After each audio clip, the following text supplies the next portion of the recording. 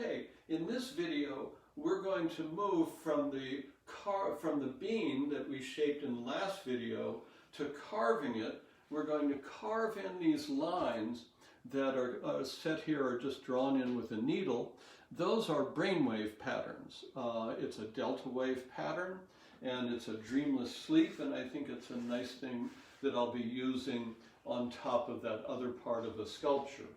But as we go through, we're going to go from a leather hard clay, a hard leather hard like this, to a bone dry piece. So this is a fully carved and finished piece for the sculptural elements.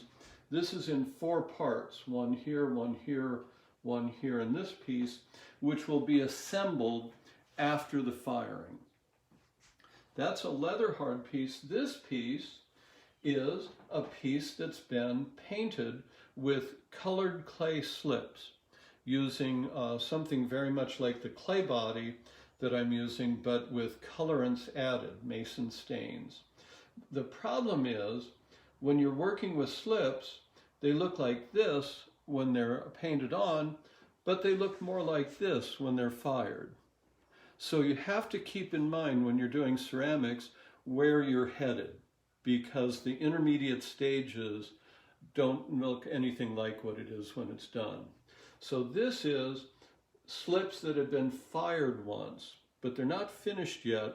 They need to be coated with a glaze, and the glaze, when it's fired, makes the pieces look like what you see here.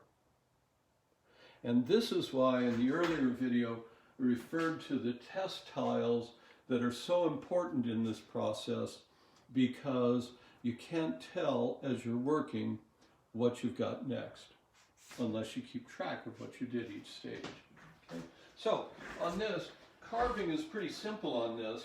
This clay is about almost ½ an inch thick, so I'm just going to use a loop tool and carve down into the piece,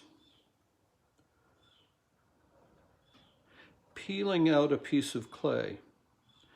Now I'm only going to go that deep, less than ¼ inch. And I'm going to go around the whole piece like that to just take out one layer, because that carves fairly easily and you're able to follow through with your lines. But I like a deeper cut than that. So what I'll do is make the preliminary cut like that.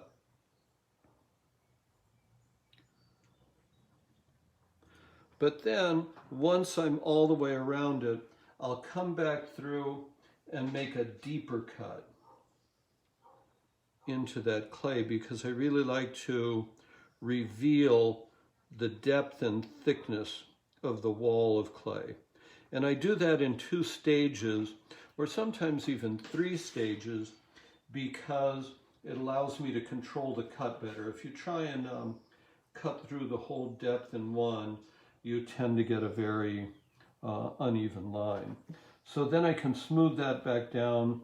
I'll use like my finger a lot, and then sometimes a sponge or something to get a clean edge on that. Okay. So that's the part that leads up to, when it's set aside, it will dry over a couple of weeks, and then it's bone dry like that first piece, and it's ready to have the slip painted on it, like the second one. And a colored clay slip is just, in this case, I'm using a light turquoise, or turquoise gray color, and then a forest green. So I'm stirring it up because the slips tend to settle a little bit each day or each night. So I'll mix that up, and then I always start putting the slip on in the recessed areas first. And in this case, I'm going to use like the forest green to just lie into the line. Now, I'm going over the edge. I'm painting outside the lines. And I'm doing that because I want to make sure to get colorant over the whole surface of the clay. I don't want little white dots showing up after I'm done. And the slips are opaque. And so when I have one on, I'll go back in and then I'll come back with the top layer of colorant and it will cover that overage. So I'm using a brush that's a little bigger than the shape that I've cut so that it just overlaps the edges. And I'll go around and you can see how fast it dries.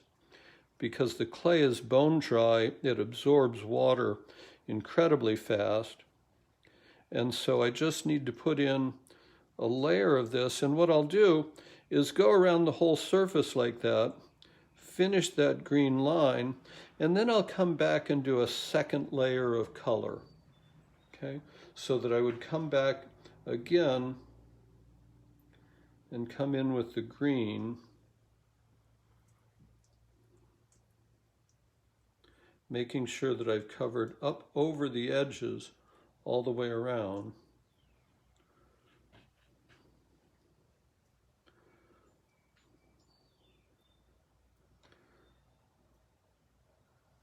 Like this.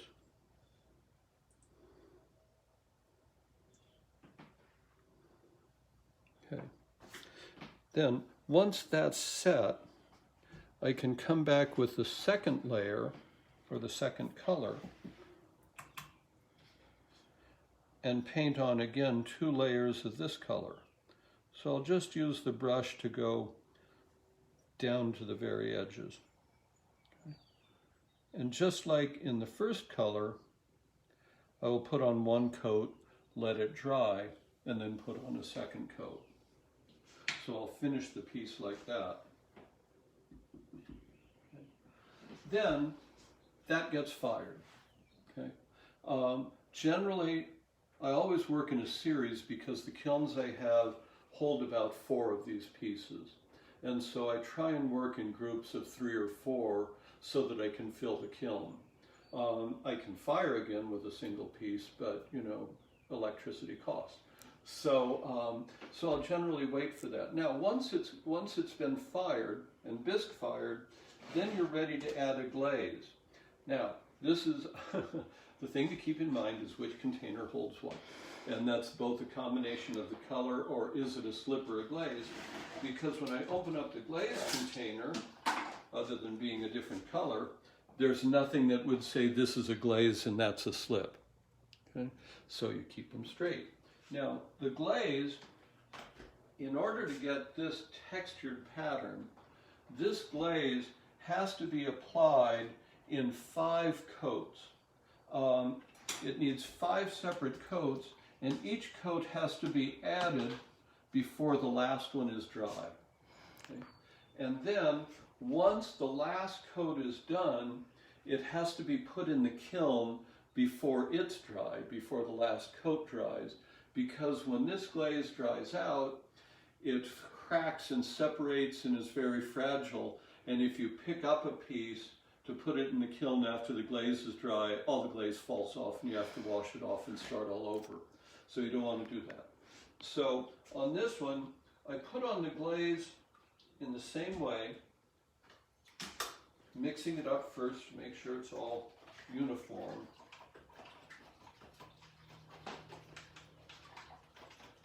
And I paint it on by dabbing it. Because I don't want brush marks, I don't want anything that will tell the glaze how it should shrink.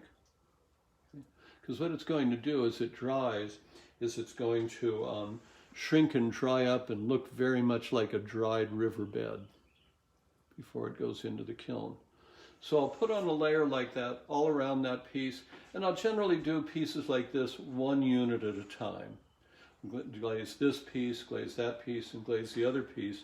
They may be the same color or they may not, but I'll do them 1 at a time, and that gives, see, that first coat's already starting to dry, so I would be ready for the second coat.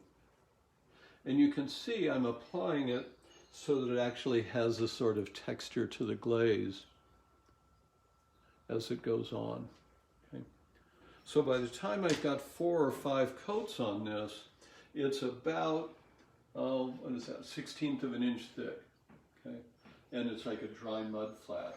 So then it goes into the kiln, it fires for about 8 hours, it cools for about 10 hours, and you cross your fingers and hope what's in there is what you thought it might be. Okay? So that's the process. You've seen this from the clay when it's being first rolled out, first pinched, you've seen it assembled, you've seen it carved, and now you've seen how it transforms from a bone dry piece to a finished glazed product.